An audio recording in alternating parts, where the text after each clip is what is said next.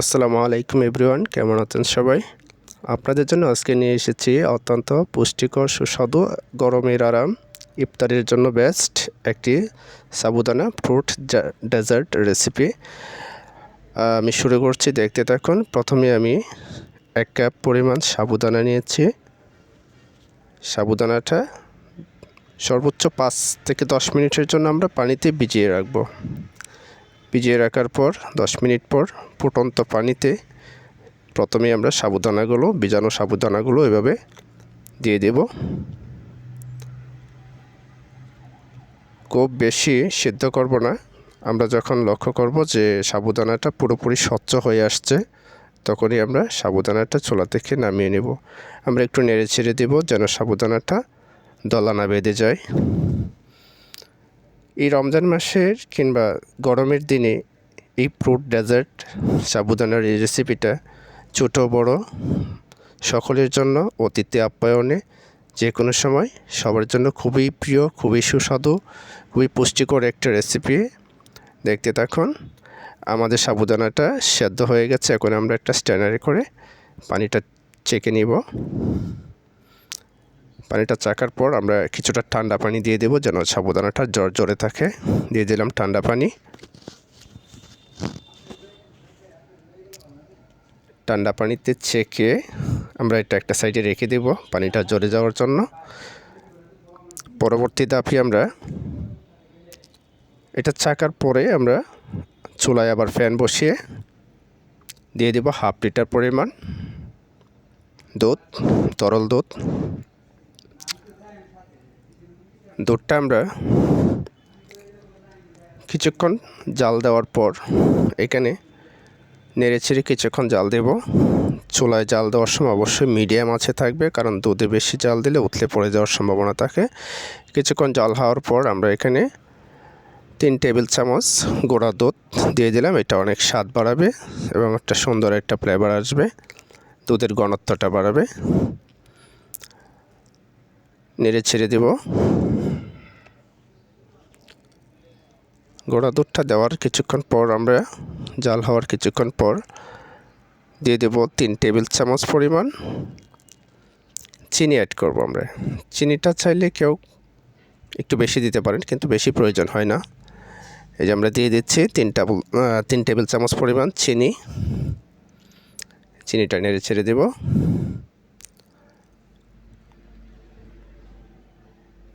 চিনিটা গলবে, পাশাপাশি দুধটাও ভালো জাল হবে।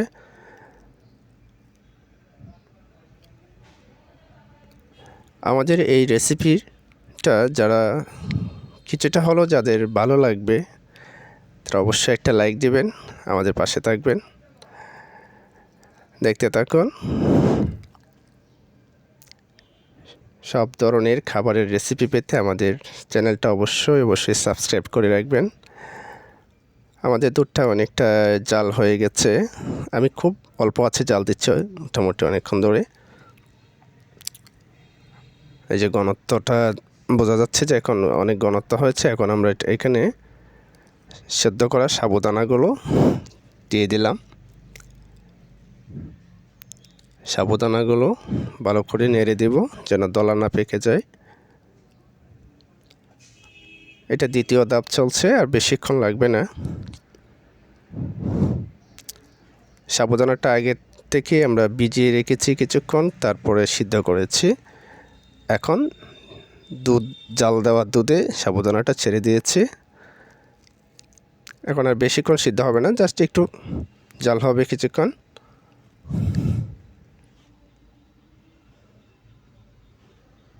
সাবুদানাটা অনেক ঝরঝরে আছে।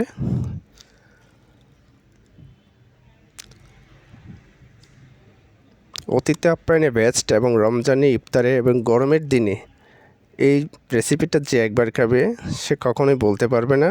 অবশ্যই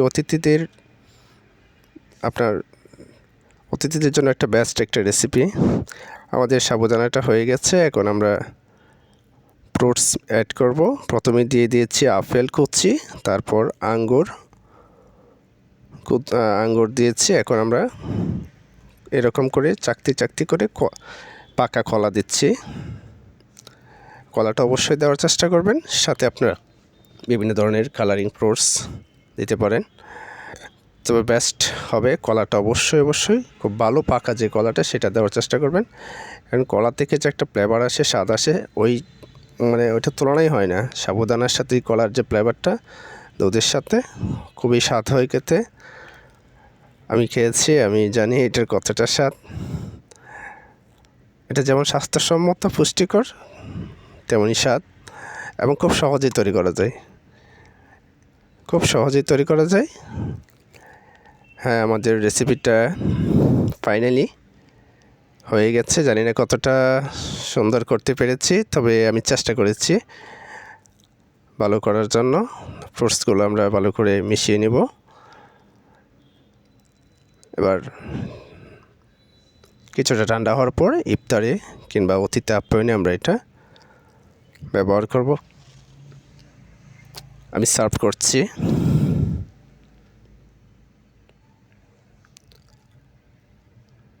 দেখতেও যেমন সুন্দর, খেতেও অনেক সুস্বাদু। খুব অসাধারণ একটা রেসিপি। ইফতারে তো এটার তুলনাই হয় না। সবাইকে ধন্যবাদ আমাদের পাশে থাকার জন্য। এতক্ষণ যারা ভিডিওটা দেখেছেন নিশ্চয়ই একটা লাইক দিয়ে যাবেন এবং পাশে থাকবেন। সবার জন্য শুভকামনা থাকবে। ভালো থাকবেন সবাই। আবারও দেখা হবে নতুন কোনো রেসিপিতে।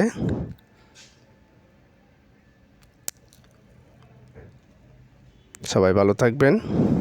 আজ এখানেই বিদায় নিচ্ছি। সাবুদানা ফ্রুট ডেজার্ট রেসিপি দেখার জন্য ধন্যবাদ। সবাই ভালো থাকুন। আল্লাহ হাফেজ।